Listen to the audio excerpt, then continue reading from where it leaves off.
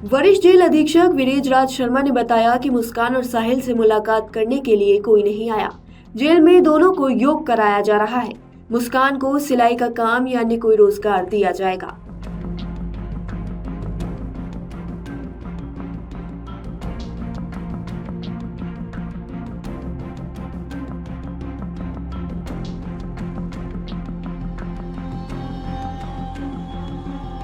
दरअसल चौधरी चरण सिंह जिला कारागार में सौरभ की हत्या के आरोप में बंद पत्नी मुस्कान और उसके प्रेमी साहिल का रविवार को भी नशा मुक्ति केंद्र में परीक्षण कराया गया। मुस्कान ने अपनी जमानत और पैरवी के लिए वकील की मांग की है।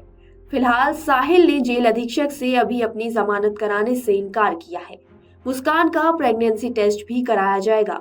वरिष्ठ जेल अधीक्षक वीरेज राज शर्मा ने बताया कि जब से मुस्कान और साहिल जेल में आए हैं तब से उनसे मुलाकात करने कोई परिजन, रिश्तेदार और परिचित नहीं आया है। शुरुआत में तो दोनों ने कुछ नहीं खाया था, लेकिन अब धीरे धीरे जेल का भोजन खाना शुरू कर दिया है। साहिल ने फिलहाल कोई वकील करने के लिए मना कर दिया है, जबकि मुस्कान ने लिखित में पैरोकारी के लिए वकील की मांग की है। जेल मैनुअल के अनुसार मुस्कान को सरकारी वकील मुहैया कराने की प्रक्रिया शुरू की जाएगी। मुस्कान और साहिल की नशे की लत छुड़ाने के लिए जेल में उन्हें योगा कराया जा रहा है। वीरेज राज शर्मा ने बताया कि जेल में जो भी बंदी आते हैं उनको सुधारने के लिए पूरा प्रयास किया जाता है। बंदियों को जेल में सिलाई और अन्य रोजगार का भी अवसर मिलता है। मुस्कान ने अपनी बेटी से बातचीत करने की इच्छा वरिष्ठ जेल अधीक्षक के सामने जताई है। अधीक्षक का कहना है कि इसके लिए बच्ची की देखरेख कर रहे परिजनों से अनुमति ली जाएगी। इसके बाद नियमानुसार बच्ची की मुस्कान से बात कराई जाएगी। जेल में मुस्कान ने साहिल के साथ एक ही बैरक में रहने की इच्छा भी जताई है। जेल अधीक्षक का कहना है कि यदि कानूनी तौर पर मुस्कान और साहिल पति पत्नी होते तो उनकी कंपाउंड में मुलाकात कराई जा सकती थी। ब्लड रिलेशनशिप में यदि कोई महिला और पुरुष एक जेल में बंद है तब उन्हें दिन में मुलाकात के समय मिलवाया जा सकता है। नियम अनुसार मुस्कान की यह मांग पूरी नहीं की जा सकती है। जेल अधीक्षक ने और क्या कहा, आइए आपको सुनाते हैं।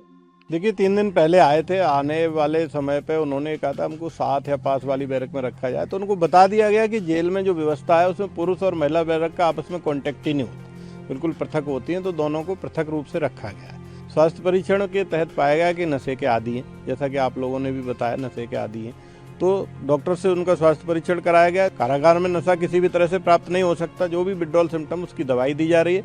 नशा मुक्ति केंद्र के माध्यम से उनका इलाज किया जा रहा है, काउंसलिंग की जा रही है, योग, मेडिटेशन, ध्यान में उनको हम लोग लगा रहे हैं। कल जो मुस्कान महिला बंदी है उसने मुझसे मिलने की इच्छा जाहिर की थी, तो मैंने उसको बुलाया, तो उसने कहा कि मेरे घर वाले मुझसे नाराज़ हैं, मुझसे केस मेरा नहीं लड़ेंगे, मेरा केस वो नहीं लड़ेंगे, अतः मुझे एक सरकारी वकील दिलाया जाए।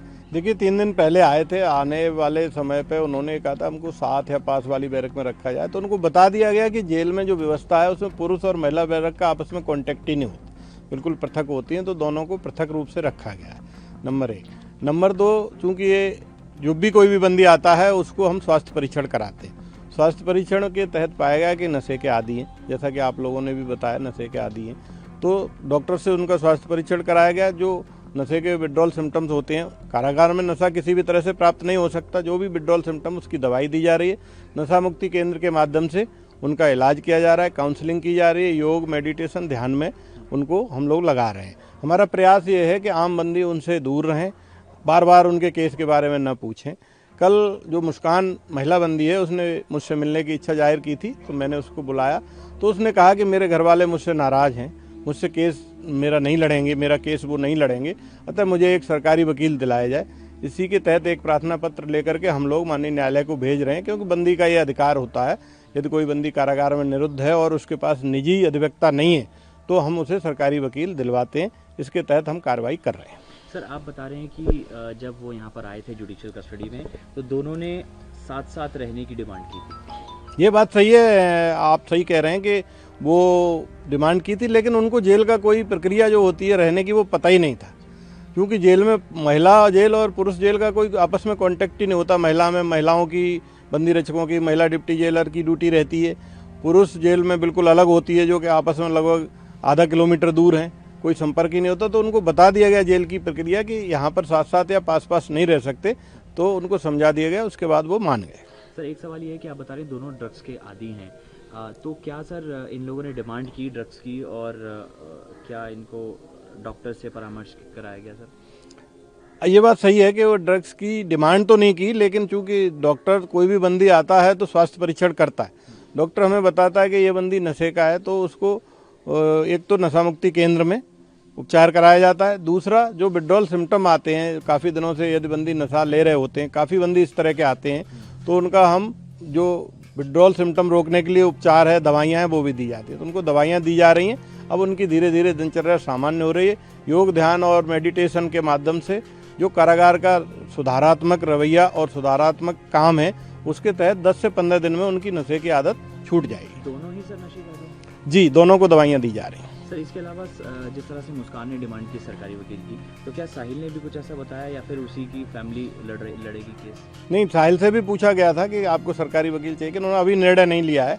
उसका कहना है शायद मेरे घर वाले लड़ेंगे या नहीं लड़ेंगे तब मैं बताऊंगा। लेकिन मुस्कान ने अपनी तरफ से ये डिमांड की है कि हमें सरकारी वकील दिया जाए, क्योंकि मेरे घर वाले मेरा केस नहीं लड़ेंगे। सर एक इम्पॉर्टेंट सवाल ये है कि ये केस जो है काफ़ी ज़्यादा हाई प्रोफाइल हो गया, इंटरनेशनल लेवल पे इसकी खबरें चल रही हैं। हमने कोर्ट में भी देखा जो भी चीज़ें हुई, तो जेल के अंदर सर इनकी सुरक्षा को लेकर क्या खास कदम आप लोगों की तरफ से उठाए गए? देखिए, सुरक्षा पर बहुत ज़्यादा टिप्पणी तो नहीं की जा सकती, और माननीय न्यायालय में चूंकि प्रकरण है तो माननीय न्यायालय की प्रक्रिया और हाई प्रोफाइल केस के बारे में भी बहुत ज़्यादा टिप्पणी नहीं की जा सकती।